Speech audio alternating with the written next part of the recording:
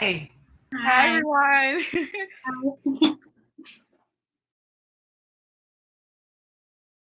Well, I'm so excited to talk to you all.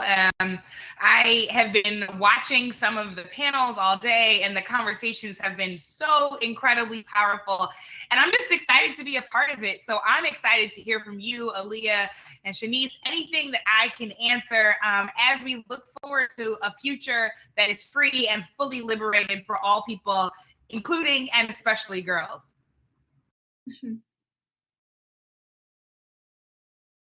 Yeah, we can jump right in. I think, Chanice, you have the first question.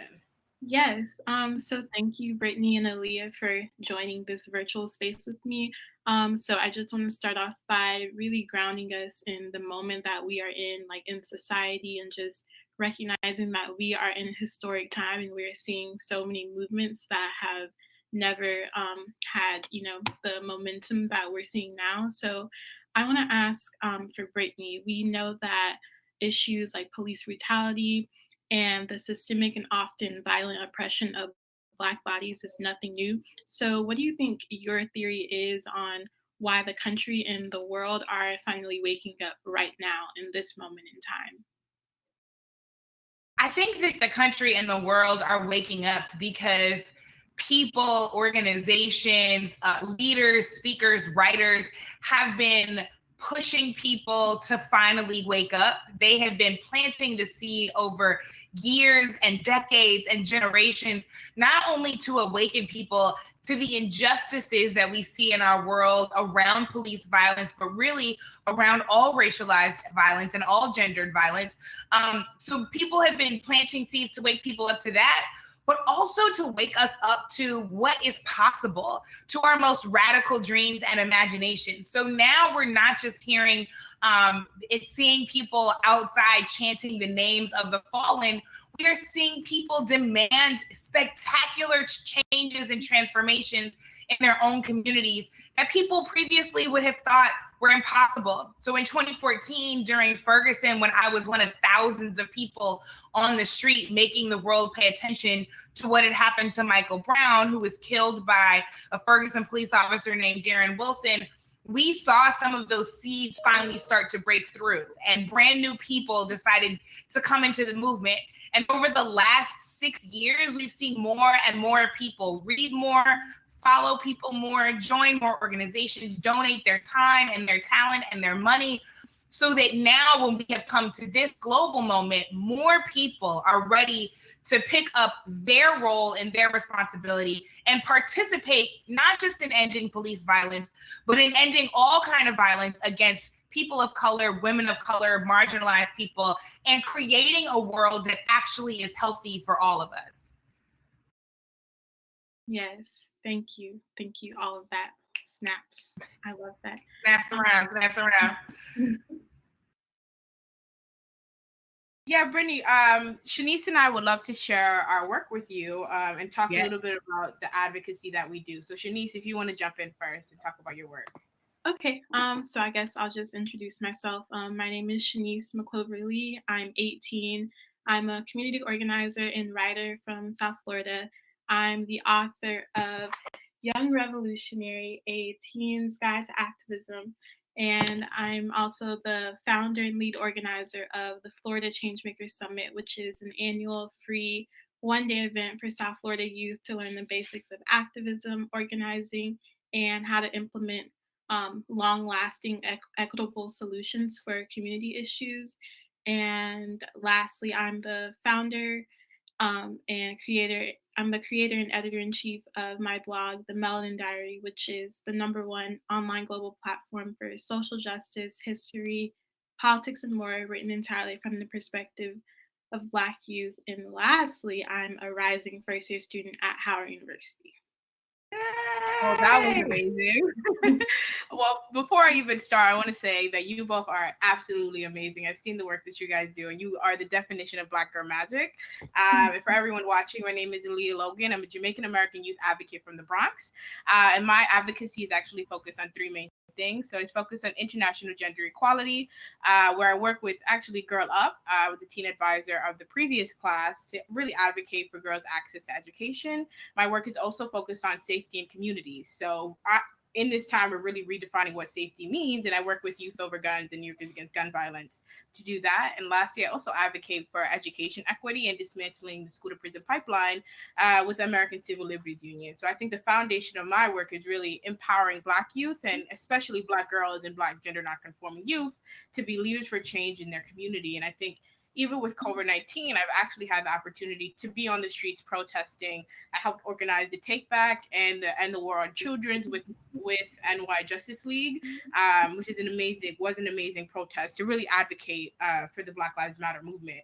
So going into my next question, we have been doing this work for years, and I'm happy to see that Black women especially are finally being recognized for the work that they do in social justice.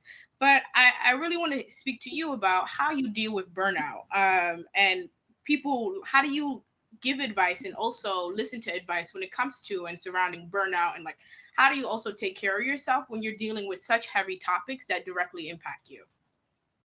Well, first of all, you all are doing the darn thing. I am so excited to know you, to be in your presence, and I'm even more grateful for everything that you are doing to make us more free every single day. Like, you all are just incredible. I wish we had 20 minutes for me to sit here and ask you questions, because I've got so much on my mind about what you are doing. To your question about burnout, I was on a panel with two of the founding members of the Student Nonviolent Coordinating Committee. So like you, they were young people, college-age students who saw injustice and decided to get in the way of it, and decided that it was their job to make us a bit more free tomorrow than we are today. And one of them said something I will never, ever forget. Cortland Cox said that the goal of the enemy is not just to kill you, but to kill your will to resist. To kill your will to resist. When he said that, I immediately thought of what our ancestor, Audre Lorde, said when she said that caring for myself is not self-indulgence, that it is self-preservation, and therefore it is an act of political warfare.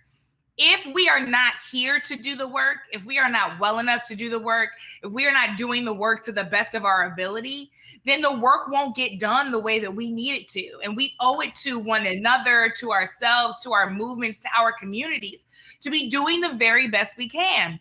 I talk about this all the time, that moment of diminishing capacity. So the nights that you've pulled in all-nighter trying to study for finals, trying to write a paper, and there is a point, it might be page 3 of that paper, page 4 of that paper, where everything that you've written after that was trash. Like, literally everything after that was trash, because you were too tired, you were too exhausted and burnt out to actually do the work that was in front of you to the best of your ability. We call that diminishing capacity. And when that capacity starts to diminish, the work ultimately suffers.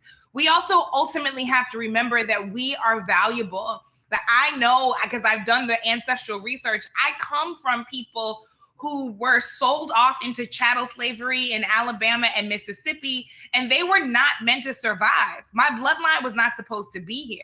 So I have to value myself in ways that society will not. I have to recognize that there are people who fought and bled and sweated and prayed just so somebody like me could be here. And I owe it to them and to myself to be well rested, to be healthy, to be taking care of myself in such a way that it honors their sacrifice and it honors my worth as a human being. I say it all the time, especially for Black girls, girls of color, immigrant girls, our existence is resistance, right? The fact that we are here and we are smiling and joyful and thriving and wearing our natural hair and doing what we want to do, being who we want to be, all of that is an act of resistance. And every single time we wake up in the morning, stretch that fro out, and we get going with a smile on our face, that is an affront to a status quo that doesn't want us to survive. So ultimately, I take care of myself for a whole lot of reasons, but ultimately I take care of myself because that is precisely the kind of resistance I want to be engaged in every single day.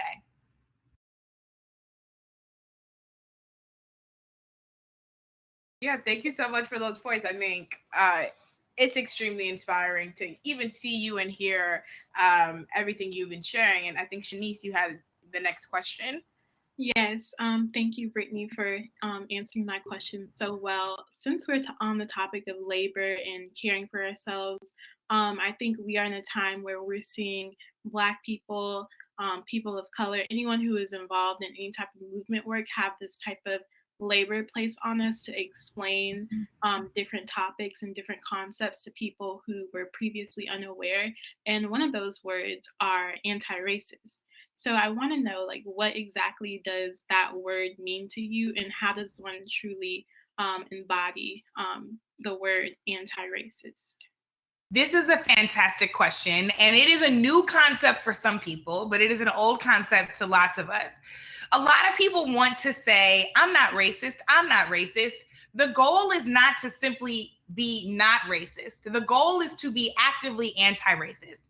Angela Davis, who is still alive and still speaking, and somebody that we should all be listening intently to, said that in a racist society, one has to be actively anti-racist. What does that mean? That means actually acknowledging, disrupting, getting in the way of racist activity, whether it's on the individual level, the institutional level, it's in your workplace or your school, or at the systemic level, and then daring to actually say, here's what should happen instead. A lot of people forget that third point. We want to disrupt, which is important. We want to push back against the status quo. We want to call out racism when we see it, and that's important. But what we also have to do ultimately at the end of all of that is make sure that we are replacing the systems that harm us with systems that actually help us, replacing behaviors and mindsets and people that harm us with the things that actually help us. So there are so many ways that if you are a person who experiences racial privilege, if you are white, or if you are living in the country of your origin, etc., that you can actually push other people who share your privilege so that the pain and the trauma that marginalized people of color are already experiencing is not doubled down, so they then also have to go and teach you how to be anti-racist. So it's part of our responsibility, if we are people of privilege, to see how that privilege actually hurts other people, get in the way actively of it, and then help people engage in different behaviors. We need white folks to do that for people of color. We need American-born folks to do that for immigrants. We need able-bodied people to do that for disabled folks. We need cisgender people like me to do that for trans folks. If you have privilege, and trust me, if you have breath in your body, you have some kind of privilege, it is your job to be anti whatever the thing that you're fighting, and that includes anti-racism. Well, I think you hit it on the nail with that. Just looking at different forms of oppression and how people in power need to be the ones directly advocating for those most oppressed. And I think your points, you speak so confidently, and I know you're an MSNBC contributor. And I just want to say, my mom, anytime you're on MSNBC, my mom watches you and loves the way you speak. She always praises you for how confidently you speak. But I would love to hear from you specifically, how do you navigate those spaces of different and diverse people on all stages of the political spectrum, and people of different races and different identities? So how do you, as a Black woman, navigate those spaces to ensure that while you're respecting their opinions, you're also standing your ground and making sure your opinion and your voice is heard and that your narrative isn't changed? I did a whole TED talk on confidence because I am obsessed with it, especially for young women, for Black girls, for women of color. And it is because so many systems are toxic to our ability to believe in ourselves. So it takes practice. It takes surrounding yourself with people who give you permission to be your best self. It takes my entire auntie squad who is immediately in my phone every time I get off of television telling me, oh, you did great. This point was great. Like, people that really speak into you. It's good to have those people who make you feel good about yourself and what you do, even while they're giving you constructive feedback. But I will say, ultimately, to your question of how I remain confident in those spaces, I remember a phrase that I see all the time painted by my friend B. Mike, who's an artist out of New Orleans, that I am my ancestors' wildest dreams. Mm-hmm. That there are people like Ida B. Wells Barnett who had to start her own pamphlets and newsletters and write letters herself because No radio station was trying to let her on back in the day. No major newspaper was trying to have her on staff, but she had something to say on behalf of our people. And so in the tradition of people like her and Gwen Ifill and Joy Reid, who's going to be one of the first Black women amazing. I'm so proud of her. Anchors. Yes, she totally made history after we lost Gwen Ifill. I mean, looking at these people, I am constantly reminded that if God plants something in my mind, if my experience and my community plants something in my mind, then people need to hear it. That is why we need more diverse airways. And if I can be a small part of that, then what an awesome opportunity and privilege. So, you know, even if people are turned off by something by a truth that I might have to share, I don't take on their baggage, right? The truth is the truth is the truth. So if you want to continue to walk forward acting as though a challenge to your privilege is oppression, then you can go ahead and do that. But we're going to keep it real here, and we're going to make sure that the people that you have not been hearing from on the airwaves are going to be precisely the people that you hear from all the time. And I love that. I love all of that. And I think we're almost out of time. So Chanice, if you want to jump in quickly and ask her the final question, just so we can hear more from you and concrete next steps. Yes, I do have one last question. So one of my favorite activists, Miriam Kaba, she says, hope is a discipline. And so I want to know from you, Brittany, what is your vision using your radical imagination for Black lives here in this country and globally? Miriam Kaba is also one of my activist heroes, and she is somebody phenomenal to follow and read her work. In my most radical imagination, my dream is that all people will be able to live in a world that does not kill the genius inside of them.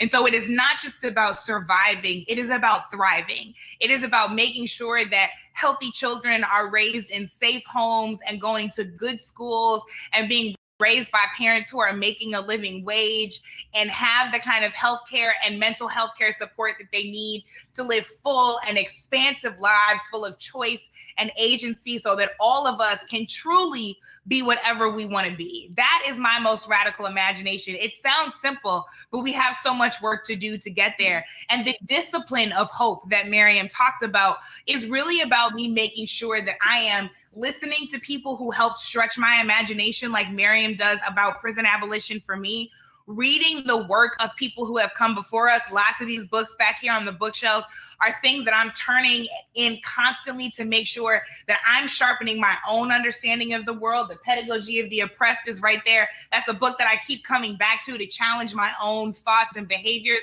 And ultimately, doing the kind of spiritual work and reflection that I need to do to not only challenge systems, but challenge all of my own biases, misconceptions, and all of the ways in which I can limit my own potential and the potential of our people because of the oppression I've internalized. So yes, this is work about big systems and big structures, but it's also deeply personal work. So I need to always make sure that I'm being a better co-conspirator to trans folks and disabled people and indigenous people and immigrants and LGBTQ folks. All of that is still my job. And every single day that I take more time to learn from other people how to do that better, it not only makes me better, it gives me more hope for the future.